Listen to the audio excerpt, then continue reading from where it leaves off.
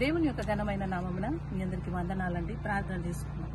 జీవం గల దేవ, ఘనమైన తండ్రి, నీకు స్తోత్రాలు. మాతో మీరు మాట్లాడండి. మా అందరికి వినగల చెవులు, గ్రహించగల హృదయాన్ని నడిపించమని యేసు నామం నడుపుచున్నాను తండ్రి. ఆమేన్, ఆమేన్, ఆమేన్.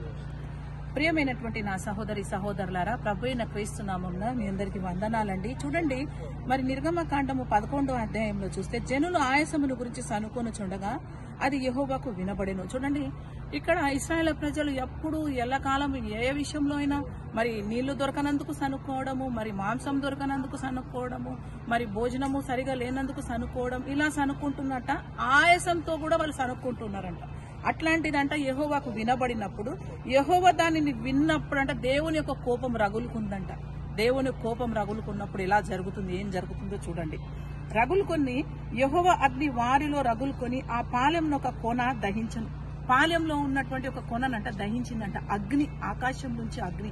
మరి మనం చూస్తాం కదా, ఏలియా ప్రార్థించినప్పుడు ఆకాశం నుంచి అగ్నిని కుమ్మరించి మరి అక్కడ ఉన్న కందకములని కాల్చినట్లు చూస్తా ఉన్నాం. మరి ఏలియా ఒక ప్రార్థన శక్తి ఏముందంటే ఆకాశం నుంచి అగ్నిని కూడా కుమ్మరించేటటువంటి శక్తి ఉంది అని మనం చూడగలుగుతాం. ఇక్కడ కూడా చూడండి, ఆ పాలెం అంట అక్కడ దహించి వేసినప్పుడు జనులు మోషేకు మొరపెట్టగా మోషే యెహోవాను వేడుకుంటే అగ్ని చల్లారేను. చూడండి, మోషే అన్ని విషయాల్లో దేవునికి మొరపెడుతున్నారు. వీళ్ళు తప్పులు చేస్తున్నారు, మరి వీళ్ళు పాపాలు చేస్తున్నారు, సనుక్కుంటున్నారు. అయితే ఆ టైంలో మోషే ఏం చేస్తున్నారు, మొరపెట్టినప్పుడు అంట దేవుడు ఆ మొరపెట్టి వేడుకున్నప్పుడు ఆ అగ్ని చల్లారెను. యెహోవా అగ్ని వారిలో రగులుకొనినందున ఆ చోటికి తెబయరా అన్న పేరు పెట్టారు. చూడండి, మరి ఇక్కడ కూడా మన లూకాసు వార్త 9వ అధ్యాయంలో కూడా చూస్తాం. ఇక్కడ యేసుప్రభుల వారు యెరూషలేముకి వెళ్ళినప్పుడు అంట వారు ఎవరు కూడా ఆయనను చేర్చుకోలేదంట.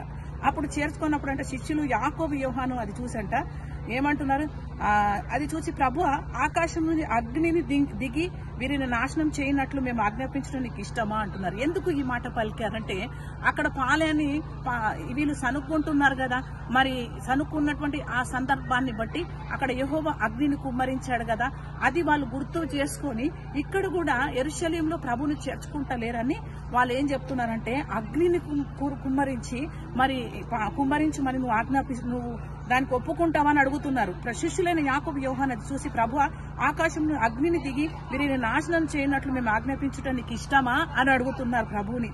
అందుకు ఆయన ఏమంటున్నాడు తెలుసా, వారి తట్టు తిరిగి వారిని గద్దించను. చూడండి, అది వద్దని చెప్పి దేవుడు గద్దిస్తున్నటువంటి ఆ సందర్భాన్ని కూడా మనం ఇక్కడ చూస్తున్నాం.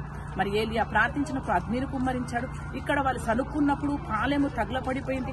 ఇక్కడ వాళ్ళు ప్రార్థిస్తాం అగ్నిని కుమ్మరించాలన్నప్పుడు దేవుడు వారిని గద్దిస్తున్నట్లు మనం చూస్తా ఉన్నాం. ప్రియమైన సహోదరి సహోదరులారా, మరి ప్రభు ఈరోజు జ్ఞాపకం చేస్తున్నటువంటి ఈ మాటలను బట్టి మరి దేవుడు దహించు అగ్ని అయి ఉన్నాడు.